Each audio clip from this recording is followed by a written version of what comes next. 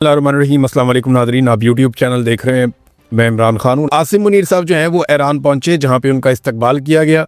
ये एक अच्छी डेवलपमेंट है और उम्मीद की जा रही है कि इस डेवलपमेंट के बाद खित्ते में अमन का राज होगा। जून 2025 में 12 दिनों की जंग हुई थी ना ईरान की, तो उन्होंने कहा जी कि उस जंग के बाद जो हमने सीखा और जो हमने बनाया वो तो अभी हमने तक दिखाया ही नहीं किसी को, उससे तो हमने हमला ही नहीं किया किसी पे अभी तक। और ये बाकायदा ईरानी अफवाज और ईरानी वजारत खारजा बार बार ये बात कर रहे हैं। इसका सादा मतलब आप समझें कि अभी उनके पास मजीद हथियार बाकी हैं जिन्हें वो चला सकते हैं। बहरहाल ये किस किस्म का एक इत्तेहाद बनाएंगे अमेरिकन, और ये क्या जंगबंदी के बाद काम आएगा, जंगबंदी से पहले आएगा? मुझे ऐसा लगता है कि ईरान के पास फेस सेविंग के लिए बहुत कुछ होगा एंड ऑफ द डे। बेशक आयतुल्ला अली खामनेई जो है वो शहीद हो गए हैं, लेकिन उनका बेटा आ गया, वो उसी तरह। बेशक ईरान के अंदर जो है वो रजीम चेंज करने की कोशिश की गई, उनको बहुत ज़्यादा इंफ्रास्ट्रक्चर को नुकसान पहुंचाया गया, लेकिन ईरान कंपनसेट हो सकता है अगर उसके ऊपर से सिर्फ पाबंदियाँ उठा रहे। ईरान में ना ये कैपेसिटी बहुत है अपनी इकोनॉमी खड़ी करने की। अरब ममालिक की तरह उसके पास भी तेल है और उसके पास बड़ी ज़बरदस्त लेबर भी है और 9 करोड़ लोग भी हैं, आबादी भी ठीक ठाक है। तो ईरान अपने आप को वापस खड़ा कर सकता है इस सूरत में कि उसके ऊपर से पाबंदियाँ हट जाए। मुझे नहीं लगता कि ईरान को फेस सेविंग के बगैर इस लड़ाई को ख़त्म किया जा सकेगा, और उसके पास अभी भी वो मवाद मौजूद है जिसको आप एटमी मवाद कहते हैं। ये ईरानी हुकूमत, ईरानी वज़रा खुद कहते हैं हमारे पास 450 किलो यूरेनियम मौजूद है, जो 60% तक उसको हमने तैयार किया हुआ है। और जो बैनुल अक़वामी तखमीने वो ये कहते हैं कि 10 दिन अगर ईरान और काम करे तो वो एटमी धमाका कर सकता है, एटमी तजुर्बा कर सकता है। ये आलमी सतह पे मानी हुई एक हकीकत है। अब जब ईरानी हुकूमत से वज़ीर ख़ारजा से ये पूछा गया बैनुल अक़वामी मीडिया की जानिब से, जनाब वो यूरेनियम किधर है, तो उन्होंने कहा जी वो तो अमेरिका ने बम मारे, वो ज़मीन के नीचे दब गई कहीं पे। कितना आसान कर दिया डोनाल्ड ट्रंप ने उनके लिए। ये B-52 बॉम्बर्स लेकर आए थे पिछली मरतबा जून में, डोनाल्ड ट्रंप ने बमबारी की और ये कहा कि जनाब हमने यूरेनियम का जो ज़ख़ीरा है जहाँ पे इनका है वो हमने सारे बंकर तबाह कर दिए और सारी सुरंगें बंद कर दी हैं। तो उन्होंने भी यही कहा ईरान ने, उन्होंने कहा जी बिल्कुल वो ऐसे ही ठीक कह रहे थे डोनाल्ड ट्रंप के खाते डाल दिया कि इन्होंने बमबारी की, वो नीचे दब गया। ये अब ईरान ने कह दिया। इससे पहले याद रखिएगा कि पुतिन ने एक ऑफ़र की थी डोनाल्ड ट्रंप को कि मैं ये जो एटमी मवाद मौजूद है ईरान के अंदर, ये मैं अपने मुल्क में ले जाता हूँ, यूरेनियम वहाँ ले जाता हूँ और चीज़ें कंट्रोल हो जाएंगी, लेकिन अमेरिका ने इसे मुस्तरद कर दिया था। अब नाज़रीन, अमेरिका की बात मानी नहीं जा रही और दूसरी जानिब ईरान अटैक पे अटैक कर रहा है। ईरान ने 50 से ज़्यादा हमले कर दिए हैं इसराइल के ऊपर, यानी 54-55 लहरें उनकी मिसाइलों की जा चुकी हैं। जबकि जो इसराइल के अंदर से एक रिपोर्ट आई है ना, वो बड़ी खौफनाक है। वो रिपोर्ट ये बताती है कि गुज़िश्ता 24-36 घंटों में बहुत ज़्यादा अटैक हुआ, यानी हफ्ते की रात लगभग 12 बजे के बाद से लेकर एतवार की रात तक की जो रिपोर्ट है वो ये बताती है कि हर 90 मिनट के बाद ईरान ने मिसाइल दागे हैं। एक नई लहर दागी है इसराइल के ऊपर और उन्होंने बड़ी तबाही फेरी है इसराइल के अंदर। ख़ास तौर पे जो क्लस्टर बम है उन्होंने जगह जगह पे आग लगाई हुई है और बहुत सारे एरियाज़ को तबाह किया है। ये इसराइली चैनल 12 के मुताबिक गुज़िश्ता रात, हफ्ते की रात से लेकर एतवार की रात तक हर 90 मिनट के बाद बमबारी हुई है। ये इसराइली चैनल कह रहा है और वो ये कह रहे हैं कि लगातार ये बमबारी हो रही है, इस बमबारी को नहीं रोका जा रहा। जबकि दूसरी जानिब ईरान ने एक और धमकी भी दी है, बल्कि एक वार्निंग दी है और कुछ इलाके खाली करने के लिए कहा है। ईरान ने कुछ तस्वीर और सबूत पेश किए हैं कि ईरान के ऊपर जो अटैक हो रहे हैं वो खलीजी ममालिक में अमरीकी अड्डों से हो रहे हैं, लिहाजा इसलिए यहाँ पे अड्डों में जवाबी हमला करना ज़रूरी है।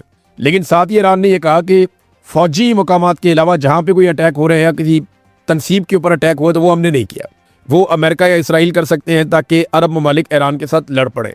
लेकिन अरब ममालिक ने कमाल सब्र का मुजाहरा किया है और उन्होंने इस लड़ाई से जितना हो सका वो उन्होंने गुरेज किया। एक और बड़ी खबर यह है कि ईरान में लगभग 500 के करीब जासूस पकड़े गए।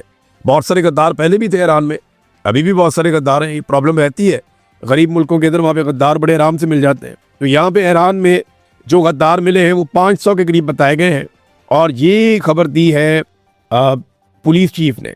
उन्होंने एतवार वाले दिन बताया कि अमेरिका और इसराइल की फ़िज़ाई बमबारी के दौरान दुश्मनों को मालूमात फराहम करने के इल्ज़ाम में 500 अफराद को गिरफ्तार किया गया है।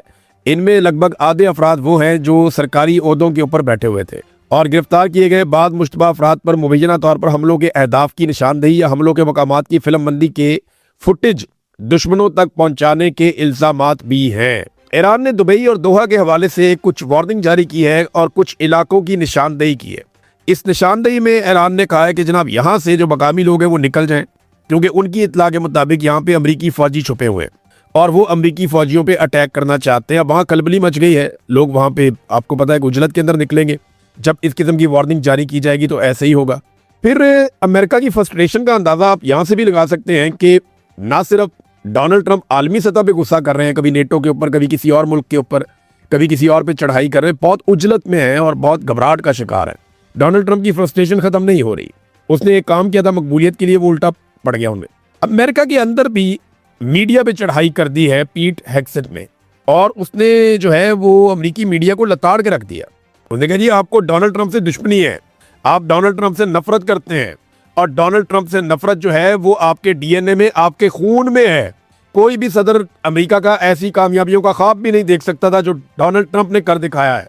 और उसके बाद कहा जी आप अधूरा सच दिखाते हैं, आप घुमा फिरा कर मालूमात वो देते हैं जिससे नुकसान होता है, आप अवामी राय को खराब कर रहे हैं।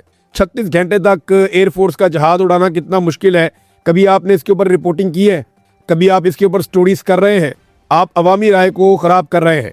ट्रंप से नफरत इसकी वजह है। यानी आप हमारे कारनामे बताएं ना दुनिया को। ये जैसे पाकिस्तान में होता है, हर फौज की यही नीयत होती है, हर फौज यही चाहती है कि उनको हीरो दिखाया जाए, उनको बड़ा दिखाया जाए। अगर वो हार भी जाए तो कहा जाए नहीं जी नहीं ये जीत गए हैं। अगर वो किसी जगह करप्शन भी करें तो बताया जाए नहीं जी करप्शन नहीं कर रहे, बहुत अच्छे लोग हैं। फौजी मेंटेलिटी ऐसी होती है, इसके हाथ में हथियार होता है ना उसका दिमाग खराब हो जाता है। तो अमेरिका के अंदर भी वो मीडिया के ऊपर चढ़ दौड़े। उन्होंने कहा जी मीडिया जो है वो कसूरवार है सारी बात का। जब डोनाल्ड ट्रंप और अमेरिकन हुकूमत के हाथ में चीज़ें नहीं आ रही ना, और उन्हें समझ नहीं आ रही कि ईरान को काबू कैसे करें।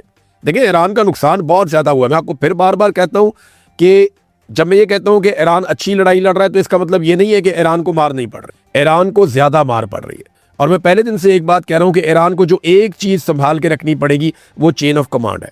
इस लड़ाई के खात्मे तक ईरान को अपनी चेन ऑफ कमांड बरकरार रखनी पड़ेगी, अपने इंपॉर्टेंट लोगों की जानें बचानी पड़ेंगी, और उनका आपस में कोऑर्डिनेशन जिंदा रखना पड़ेगा। और जो फौज को अहकामात देने और वहां तक अहकामात पहुंचने, और जो पूरा इनका सिस्टम है मिसाइलों का या हथियारों का, उस तक जो कोऑर्डिनेशन का पूरा एक निज़ाम है वो कायम रखना पड़ेगा। कुछ भी है, बेचारा प्राइम मिनिस्टर तो है ना, जो भी है उस कुर्सी पे उसको चाहे जैसे मर्जी पकड़ के बिठा दिया है, लेकिन है तो प्राइम मिनिस्टर की सीट है। लेकिन इमरान खान साहब ने जो कहा वो शहबाज शरीफ ने साबित किया कि इमरान खान बिल्कुल दुरुस्त कह रहे हैं। इमरान खान ने माजी में कहा था कि ये पाकिस्तान की इज्जत को खाक में मिला देंगे, पाकिस्तान की खारजा पॉलिसी को गिरवी में रख देंगे, ये मईशत को तबाह कर देंगे और ये इसराइल को तस्लीम कर लेंगे। ये सारी बातें इमरान खान साहब ने जो कही वो दुरुस्त साबित होती चली गई, और अब तकरीबन कोई भी चीज़ बाकी नहीं रही। सुहेल अफरीदी एक स्टूडेंट लीडर है, ज़रा मुख्तलिफ भी होगा, लाजमी बात है, उसकी ट्रेनिंग है पॉलिटिक्स की पुरानी, वो कोई सोने का चम्मच लेकर तो मुंह में पैदा हुआ नहीं। अब वो वज़ीर आला खैबर पख्तूनख्वा बन गया। एस्टेब्लिशमेंट ने पूरी कोशिश की कि एक आम आदमी ना बने, लेकिन बन गया। अब वो अच्छा करता है बुरा करता है ये तो आने वाले वक्त में पता चलेगा।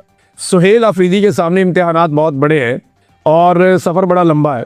देखना यह है कि सुहेल अफरीदी कितनी कोशिश करते हैं और कर पाते हैं या नहीं। इन सवालों के जवाब हमें आने वाले वक्त में मिलेंगे। मगर शहबाज शरीफ साहब ने टेलीफोन किया सुहेल अफरीदी को, ये उन्होंने बताया अडियाला जेल के बाहर पहुंच के। एक तो सुहेल अफरीदी जब अडियाला जेल के बाहर पहुंचे तो इमरान खान साहब से उन्होंने मुलाकात करनी थी। एक दिन पहले उन्होंने हलफ लिया और अगले दिन पहुंच गए इमरान खान साहब से मिलने के लिए। काबीना बनानी है, काम करना है, लीडर से पूछेंगे क्या करना है। तो जब वो पहुंचे वहाँ पे तो उनको मुलाकात नहीं करवाई गई। अडियाला के दरवाजे वज़ीर आला खैबर पख्तूनख्वा के लिए नहीं खोले गए।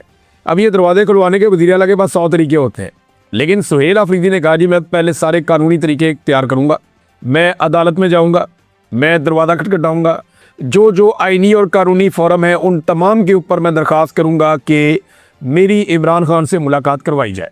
फिर भी नहीं होता तो जो पुरअमन एहतजाज का मेरा एक अपना हक़ है वो फिर मैं इस्तेमाल करूँगा, और वो हक़ जो है उसके बहुत सारे तरीके हैं। और खैबर पख्तूनख्वा का वज़ीर आला, एक सूबे का वज़ीर आला, ये मुमकिन नहीं है कि उसकी इमरान खान से मुलाकात ना हो। अगर वो करना चाहे तो वो टेढ़ी उंगली से घी निकाल सकता है, ये हम सारे अच्छी तरह जानते हैं। अब एक बड़ी अजीबोगरीब बात बताई सुहेल अफरीदी ने। उसने कहा जी मुझे शहबाज शरीफ का फ़ोन आया था, तो शहबाज शरीफ ने मुझे मुबारकबाद दी। अब इस पर ना कुछ खबरें आई हुई हैं कि वज़ीर आज़म ने फ़ोन किया और मुबारकबाद पेश की और नेक तमन्नाओं का इजहार किया, और उन्होंने कहा मुल्क की वफात में वफाक नए वज़ीर आला के साथ मिलकर चलने को तैयार है। ये सारा कुछ जो है, हालांकि इससे पहले इसको रोकने की बड़ी कोशिश की। यही शहबाज शरीफ के जो इंफॉर्मेशन मिनिस्टर ना है, बाकी लोगों ने मिलकर प्रेस कॉन्फ्रेंसें की, कभी नहीं बनने देंगे, हम देखते हैं कैसे बनता है। बड़ी बड़ी इन्होंने ज़मीन आसमान के कलाबे मिलाए और वही मिलिट्री एस्टेब्लिशमेंट के कहने पे। लेकिन हुआ क्या, वो बन गया। अब जब बन गया तो उसको मुबारकबाद का फ़ोन किया, ये आत्मा में हुज्जत है। ये बात याद रखें कि जो इस वक्त मिलिट्री की आदत है, या इस वक्त जो पाकिस्तान के अंदर अर्दली हुकूमत बैठी हुई है, ये मिलकर एक ऐसे हालात पैदा कर देंगे कि इनके सामने कोई रुकावट ही ना हो, क्योंकि डोनाल्ड ट्रंप ने बज़ाहिर अपना हाथ इनके सर पे रख दिया है।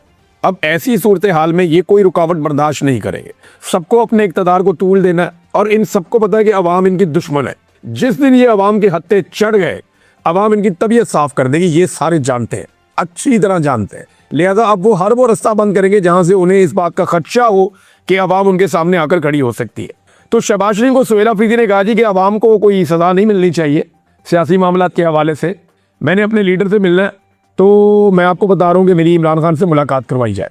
तो इस पर शहबाज शरीफ साहब ने वो सुनहरी अल्फाज कहे जो पाकिस्तान की तारीख में लिखे जाएंगे। शहबाज शरीफ ने कहा कि मैं पूछ कर बताता हूँ। अंदाज़ा करें आप कि इमरान खान ने कहा कि ये लेला है, जिधर मर्जी बांध दो। इमरान खान ने कहा ये अर्दली है, इसकी कोई औकात नहीं। शहबाज शरीफ ने यह साबित किया कि जेल में कैद एक साबिक वज़ीर आज़म से मुलाकात करवानी है, एक नौ मुंतखब वज़ीर आला की, और उसको मुबारकबाद के लिए फ़ोन कर रहा है। उसने पहली ख्वाहिश का इजहार किया, मेरी इमरान खान से मुलाकात करवाओ। तो इस पे शहबाज शरीफ ने कहा कि पूछ कर बताता हूँ। ये औकात है पाकिस्तान के वज़ीर आज़म की। पूछना किससे होगा? क्योंकि जूनियर ऑफिसर से पूछेगा, वो अपने सीनियर ऑफिसर से पूछेगा, बात फील्ड मार्शल तक जाएगी, वहाँ से इजाज़त मिलती है तो ठीक है, नहीं मिलती तो नहीं मिलती। ये जनाब पाकिस्तान के वज़ीर आज़म के हालात हैं। और उसके बाद दोबारा वज़ीर आज़म ने फ़ोन नहीं किया। अब सुहेल अफरीदी ने कहा कि मैं तमाम कानूनी और आइनी रास्ते इख्तियार करता हूँ ताकि कल को कोई हमें इल्ज़ाम ना दे सके कि जनाब हमने कोऑपरेशन नहीं किया। अब आ जाए, ये तो वहाँ मुलाकात तो हुई नहीं, लेकिन तोशाखाना 2 का केस चला, इमरान खान साहब की फैमिली अंदर गई है। खान साहब ने क्या क्या कहा वो मैं आपको बताता हूँ, लेकिन पहले तोशाखाना 2 में एक लंबी तारीख दे दी गई है और अगली तारीख डाली गई है 29 अक्टूबर, यानी अगले 15 दिनों तक कोई समाअत होने नहीं जा रही। 29 अक्टूबर की तारीख डाली गई है और मुझे ऐसा लगता है कि शायद 29 अक्टूबर को भी एक लंबी तारीख डाल दी जाए। बज़ाहिर दिखाई दे रहा है कि इमरान खान साहब को आइसोलेशन में डालने की तैयारी हो रही है, क्योंकि अब इमरान खान साहब की जो भी मुलाकात होती है या जो भी बातचीत होती है वो तभी होती है जब जेल में समाअत होती है, उसके अलावा नहीं होती। अब ये जो 2 हफ्ते की तारीख डाल दी गई है, यानी आज 16 तारीख है, 29 तारीख 2 हफ्ते की तारीख है। 2 हफ्ते की तारीख का मतलब ये है कि अब इमरान खान साहब की मुलाकातें बंद हो जाएंगी, फैमिली नहीं मिल पाएगी, अदालत के अंदर केस नहीं लगेगा तो सहाफ़ी उन्हें नहीं सुन पाएंगे, वकला नहीं मिल पाएंगे। तो कोशिश की जा रही है कि जब तक एक्सटेंशन का टाइम नहीं गुजर जाता मैक्सिमम चीज़ें कंट्रोल रखी जाए, चीज़ों पे मैक्सिमम कंट्रोल रखा जाए जब तक के 29 तारीख नवंबर की नहीं गुजर जाती और आर्मी चीफ की एक्सटेंशन मैच्योर नहीं हो जाती। वैसे तो इन्होंने ली हुई है एक तरह से, लेकिन मेरा रब जानता है कि कौन कहाँ कब तक बैठा है और किसका दाना पानी कब तक लिखा है। बहरहाल 29 तारीख तक की डेट दे दी गई। आज एक केस चल रहा था अलकादर का भी इस्लामाबाद हाई कोर्ट में। इस्लामाबाद हाई कोर्ट में अलकादर यूनिवर्सिटी वाला केस था और ये 10 महीनों के बाद पाकिस्तान तहरीक इंसाफ का केस लगा था। तहरीक इंसाफ के लोगों को पता चला जनाब कि कैंसिल हो गया। जब वो वहाँ पहुँचे कि जनाब हमारा केस सुना जाए, और काफ़ी को गुस्सा था उनमें कि ये क्या बकवास है, 10 महीने बाद केस लगा फिर कैंसिल कर दिया। तो जनाब वजह ये पता चली कि चीफ जस्टिस साहब ने एक ज़ोहराने में जाना था। ज़ोहराना कहते हैं दावत को, दोपहर की दावत को। दोपहर को कोई रोटी शोटी मिल रही है आपको तो दोपहर का खाना जो है उसको ज़ोहराना कहते हैं।